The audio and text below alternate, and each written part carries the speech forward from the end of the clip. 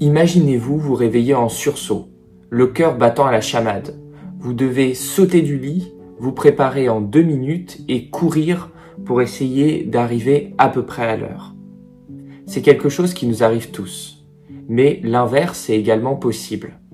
Représentez-vous maintenant vous réveillant quelques minutes avant le réveil, frais, disposé, en ayant le temps de petit déjeuner et de vaquer à vos occupations avant de vous attaquer à votre journée de travail. Est-ce que c'est pas une situation qu'on aimerait tous vivre tous les matins? Alors pourquoi on n'y arrive pas? Je m'appelle Benoît, je suis interne en neurologie et comme tout le monde presque je pense, ça fait plusieurs années que je lutte contre le fait de me coucher à des heures indues et de me lever à la dernière minute. Mais ces dernières années, j'ai réussi à inverser la machine et vous allez voir que c'est pas si compliqué que ça.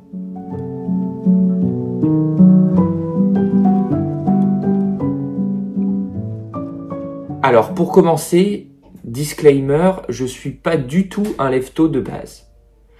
En vacances, en week-end, je me lève facilement à 10 heures et j'ai toujours du mal, encore aujourd'hui, à me coucher à des heures raisonnables. Pour autant, ce qui a changé ces dernières années et ces derniers mois, c'est que j'ai trouvé une motivation à me lever plus tôt. En l'occurrence, moi, je veux devenir entrepreneur et j'arrivais pas à trouver le temps dans ma journée de le faire avec les journées que j'ai à l'hôpital. Donc des fois, j'essayais de le caser à la fin de la journée de travail, mais j'étais fatigué et c'était difficile. Et après plusieurs essais, j'ai trouvé très pratique de le caser avant ma journée de travail. Et au final, en persévérant, j'étais pas si fatigué que ça à la fin. Donc en fait, la première étape pour devenir un lève-tôt durant la semaine, c'est de trouver sa motivation. C'est-à-dire, qu'est-ce qui vous donnerait envie de vous lever tous les matins? Qu'est-ce qui vous motive à changer?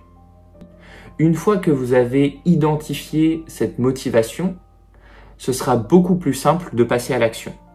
Et le passage à l'action est en réalité assez évident. Une fois que vous avez déterminé pourquoi vous voulez vous lever tôt, déterminez votre heure de lever idéale. Et le lendemain de cette décision que vous avez prise, vous vous levez à cette heure-là. La difficulté que vous allez rencontrer, c'est que vous allez bien entendu être fatigué, voire cassé le lendemain. Et peut-être même pas réussir à accomplir ce que vous avez prévu d'accomplir. Mais c'est pas grave, car vous aurez fait le premier pas. Et comme dans une relation, comme tout dans la vie, c'est le plus important, car vous vous rendrez compte que c'est possible. Alors quelques petites astuces pour ça. Je vous recommande pas du tout le téléphone, parce que c'est trop simple de reporter son réveil. N'hésitez pas à acheter un réveil physique par exemple. Comme ça, vous n'aurez pas le choix que de vous lever, de le placer loin de votre lit et pourquoi pas la fameuse astuce du verre d'eau, de boire un verre d'eau après avoir éteint le réveil. Ça vous aidera à vous réveiller. Bon, très bien. Vous savez pourquoi vous voulez vous lever tôt. Vous avez réussi à le faire une fois. Quelle va être la seconde étape? Eh bien, le répéter.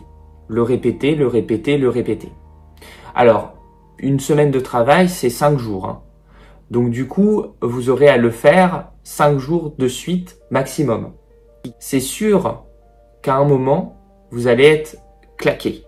Alors pas forcément le matin, parce qu'on se réveille toujours naturellement relativement frais, mais le soir. Et c'est là que c'est super. Parce que si vous êtes fatigué le soir, il vous sera beaucoup plus facile de vous coucher. Donc ce qu'on est en train de faire là, c'est qu'on est en train de décaler quasi naturellement notre cycle de sommeil. Et ce qui est beau, c'est que finalement, la nature va nous aider à entretenir cette habitude.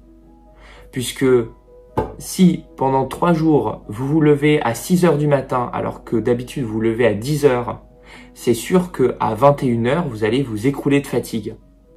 Et là, il vous suffira le soir de vous laisser aller. Alors, se laisser aller de nos jours, c'est un mot presque tabou. On a tous énormément de mal avec cette notion, avec ce lâcher-prise. Comment faire? Eh bien, avant tout, en agissant sur votre environnement. Il faut savoir qu'on n'a pas autant de libre arbitre qu'on ne le pense. Nos pensées, nos actions sont modulées par ce qu'on voit autour de nous, ce qu'on a vécu, l'environnement dans lequel on évolue. Donc si vous voulez vous coucher à des heures plus raisonnables, organisez votre environnement pour que ce soit facile de le faire, qu'il n'y ait pas de friction. Par exemple, si vous voulez vous coucher à 22 heures, à 20 heures, vous pouvez commencer à fermer les volets, à tamiser la pièce, et à partir de 21 heures, vous essayez de faire une activité qui vous relaxe, que ce soit un bain, ça peut être aussi un épisode d'une série, bien sûr, ou un livre. Et vous allez naturellement vous mettre dans des conditions qui vont favoriser le sommeil.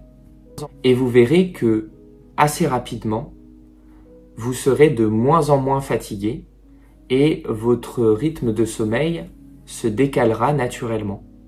En fait, il faut environ 3 jours à votre corps pour s'habituer. 3 jours seulement. Ça veut dire que la semaine qui suit celle où vous avez commencé à mettre en place la pratique, normalement, déjà, votre corps se sera habitué. Alors bien sûr, il y aura encore quelques petits ajustements, mais il vous sera beaucoup plus simple de répéter l'expérience. En fait, dites-vous que tout changement dans votre vie est possible dès lors que vous avez identifié le problème et la raison, la motivation pour laquelle vous voulez changer. Et ensuite, la manière de changer vos habitudes, c'est de mettre en place de nouvelles habitudes qui ont moins de friction, qui sont moins difficiles que les habitudes déjà mises en place. En fait, on est des gros feignants, il faut juste jouer avec ces règles-là.